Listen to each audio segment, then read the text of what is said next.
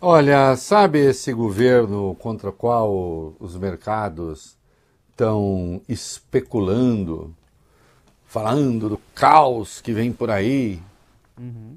né? Aliás, tem uma excelente coluna na Folha do André Roncalha, do professor André Roncalha, que chama Nova Temporada de Pânico Fiscalista. Eu já vou comentar. Agora, o fato é, nós temos alguns dados sobre economia que talvez não interesse muito aqueles os mercados, mas acho que interessa bastante aos pobres. Vai lá do que eu estou falando. A renda média domiciliar per capita subiu a R$ 1.848 por mês no Brasil em 2023, atingindo o maior nível da série histórica iniciada em 2012, segundo os dados divulgados hoje pelo IBGE. Em relação ao ano passado, quando tinha ficado em 1.658, o rendimento teve alta de 11,5%. O recorde anterior da série havia sido alcançado em 2019, com 1.744, agora 1.848. Esse resultado anterior antes da pandemia da Covid-19 em 2019. O levantamento vai além do mercado de trabalho, também traz informações de recursos obtidos pela população por meio de iniciativas, como aposentadorias, pensões, programas sociais e aluguéis. Segundo o IBGE, um dos fatores para o recorde foi o aquecimento do mercado de trabalho, com mais pessoas ocupadas e com aumento de salários. É um mau governo esse? Ter feito essa escolha? Não, eu estou falando porque eu vi um economista, aqueles, falando, porque teve que haver uma mudança na meta fiscal. E de como a mudança na meta fiscal é uma tragédia. Não é uma tragédia. Não é uma tragédia. Sim, há um movimento de especulação aí. Agora, nós temos um governo que faz algumas escolhas. Nós temos um governo que tem algumas prioridades. E uma das prioridades desse governo é atender os mais pobres. Você pode achar isso uma porcaria. Você pode achar isso uma desnecessidade. Não, isso aqui não vai resultar em nada, as escolhas têm de ser outras, os benefícios virão muito mais tarde. Agora o Roncalho, eu já vou falar da coluna dele, ele observa algumas coisas que estão sendo simplesmente ignoradas pela especulação. Temos outros dados importantes aí, vai lá. Ainda na mesma pesquisa, os dados apontam que o Bolsa Família chegou a 19% dos domicílios do país em 2023, quase 1 em cada 5 lares. Este é o maior percentual de alcance dentro da série histórica. Segundo o IBGE, as regiões brasileiras com a maior presença de benefícios sociais, principalmente o Bolsa Família, apresentaram as quedas mais expressivas da desigualdade social em 2023. O Nordeste é a região em que esses dados aparecem com maior evidência. Em 2019, antes da pandemia de Covid-19, o grupo dos 10% mais ricos tinha um rendimento médio mensal domiciliar per capita 18,8 vezes maior que os 40% mais pobres. Essa razão caiu para 14,4 em 2022 e no ano passado para 13,7. Ainda é muito pouco. Isto é, a queda da desigualdade ainda é pequena. Agora, vocês vejam a importância que o Bolsa Família tem no país. Seria muito bom, Valio Bene, que não fosse assim? Seria. Quando eu digo muito bom que não fosse assim, seria muito bom que o Brasil não dependesse desse tipo de coisa, que os pobres brasileiros não dependessem desse tipo de problema? Claro que sim. Agora, é possível não depender? Já houve um tempo em que nada disso acontecia. Já houve um tempo em que nada disso havia. Parte do crescimento econômico acima das expectativas, e nós temos um crescimento econômico acima das expectativas, tivemos no ano passado e vamos ter nesse ano, se deve a esse dinheiro. Esse dinheiro é fundamental, porque esse dinheiro joga os pobres no mercado de consumo. Interessa ao mercado interno, interessa ao empresariado. Sem isso, é claro que o país estaria numa situação muito mais difícil.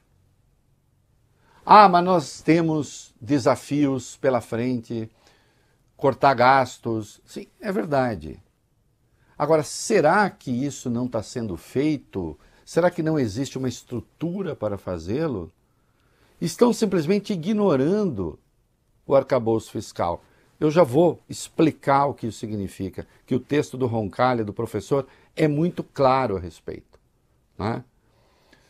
Mas vamos ao 8C aí, a vida dos mais ricos, vamos lá. Os 10% mais ricos da população brasileira receberam, em média, 14,4 vezes a renda dos 40% mais pobres em 2023. Embora mostre a desigualdade entre os grupos, essa relação continuou no menor nível da série histórica iniciada em 2012. Naquela ocasião, a razão também era de 14,4 vezes em 2012. O valor máximo da série foi observado em 2018, quando atingiu 17,1 vezes.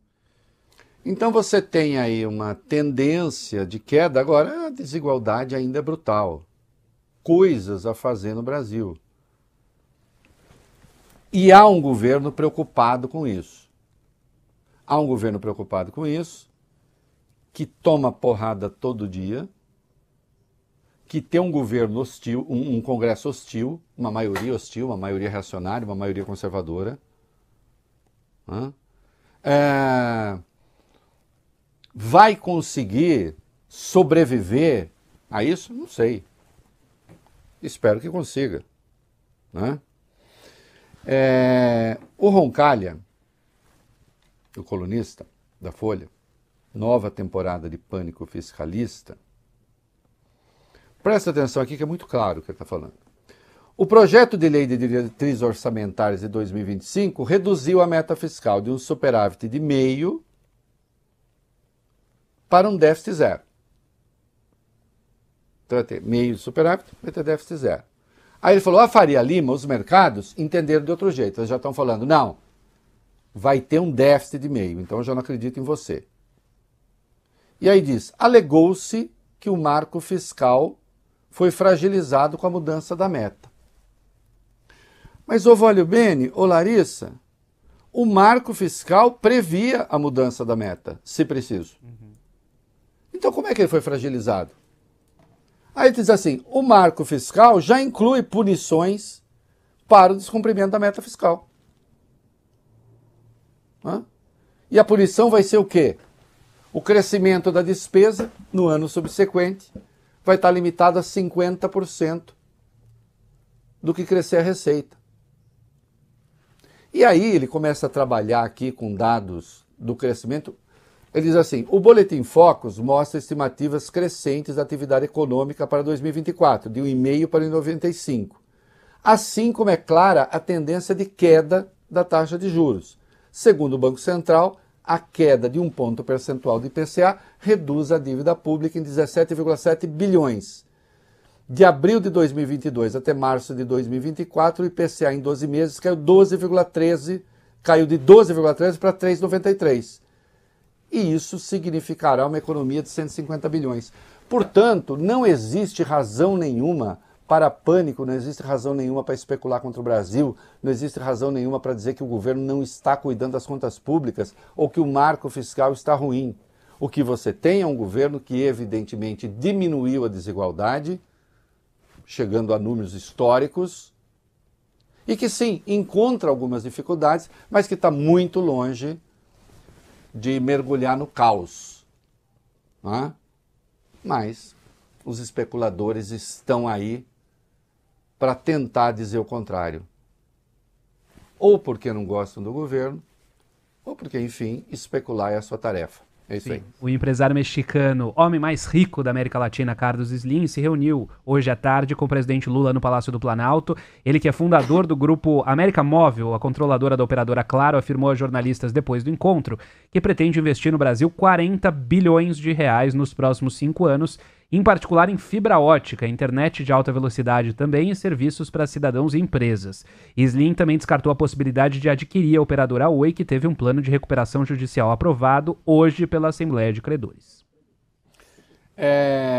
Mais um mega investimento anunciado no Brasil. Aliás, outro dia eu falei do Mercado Livre, que eram 3 bilhões, não, é 23 bilhões, acho que foi anteontem que eu falei. Isso. 23 bilhões de investimentos que foram anunciados. Agora nós temos um mega empresário anunciando investimento no país.